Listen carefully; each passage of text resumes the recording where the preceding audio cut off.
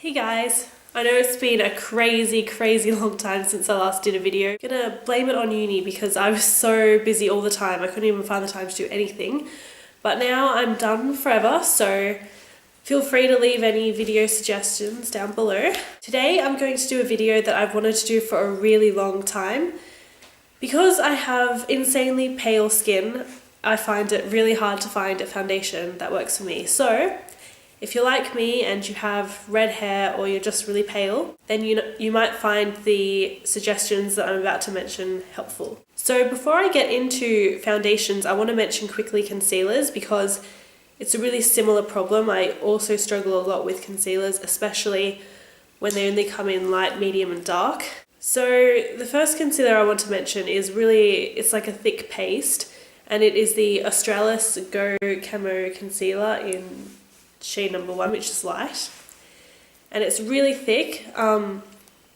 I tend to use this more for going out or when I want really high coverage under my eyes. The second concealer is quite similar to the first one, and that is the Nude by Nature liquid mineral concealer, and this is in shade light as well, which is normally light is way too dark for me, but this one actually I think is a really good concealer. It's just the sample size, so 5.9 milliliters. I bought the mineral powder, which I really wasn't a fan of, but I am quite a big fan of the concealer. And the third concealer I want to mention is a classic, which I'm fairly sure everyone on the entire planet knows about, but it is the Collection 2000 Lasting Perfection Concealer in Fair, number 1. It's always going to be the lightest shade anyway that I'm talking about, but this one is, I think it's more that it's good value for money, and I think that's why it's really popular. And the fourth concealer, which is my all-time favourite, I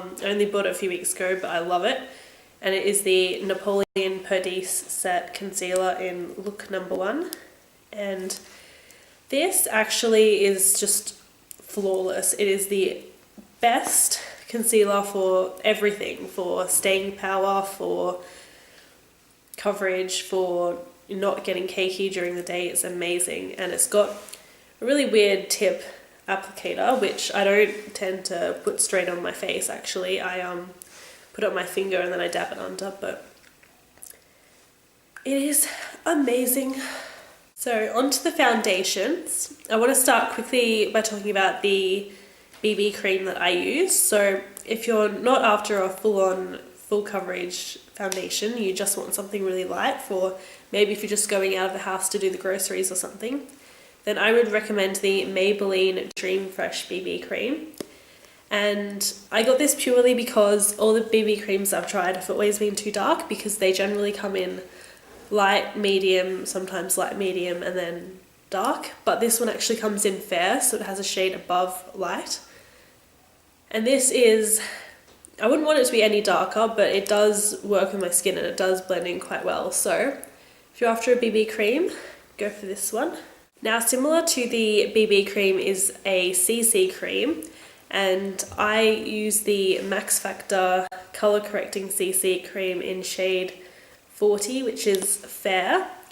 And this actually, I was expecting it to be like a BB cream and be quite light, but this is a full-on foundation. Like, it's thick. I would use this if I was going out or if I just really wanted to hide all my blemishes, but it's actually, it's probably one of the best, if not the best, standard foundation that I've ever tried, and it's quite affordable as well, so I'd recommend that one. The next one is a classic, but I just have to throw it in there anyway, and is the RevlonColorstay foundation, and obviously the lightest shade, which is Ivory, and I've got it in normal to dry skin. And this stuff is just, it's kind of like a go-to foundation if I'm just having an average day and I just want to throw something on there. I'll probably just reach for this one. I've gone through a few bottles actually, and I've been using it for quite a few years, but I mean, when you find something that's good for you, it's just sometimes it just pays to stick to it. The next thing that I found, I actually bought it just because it came in a really light shade, and I'm talking about the Rimmel Match Perfection Light Perfecting Radiance Foundation in shade 10, which is light porcelain.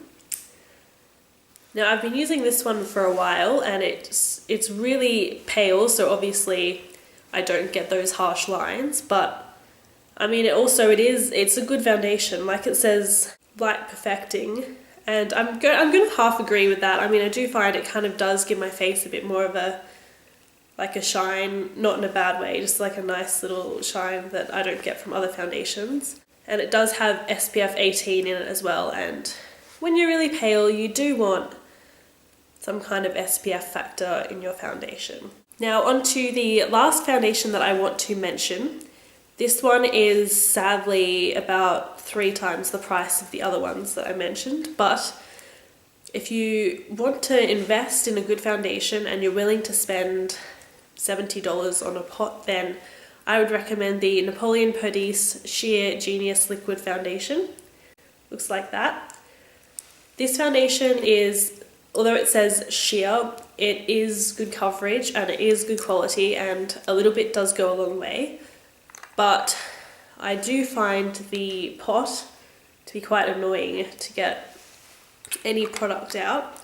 But this one is definitely better quality than the rest. You can feel it on your face. You can actually feel the quality. Those are my all-time favorite concealers and foundations. If you have any more that you suggest that you want me to try or do reviews on or anything, I'm open to suggestions. Like I said at the start, I do have a lot more time now that I'm done with uni, so I don't know, give me ideas. They're all really good quality, I think. It doesn't matter if you're using the like $9 Australis concealer with the $15 Rimmel foundation, or if you're using the like $20 something Napoleon concealer and the $70 foundation. Like, they're all good. I would recommend any of them. So thanks for watching, guys, and I will see you soon in my next video. Bye!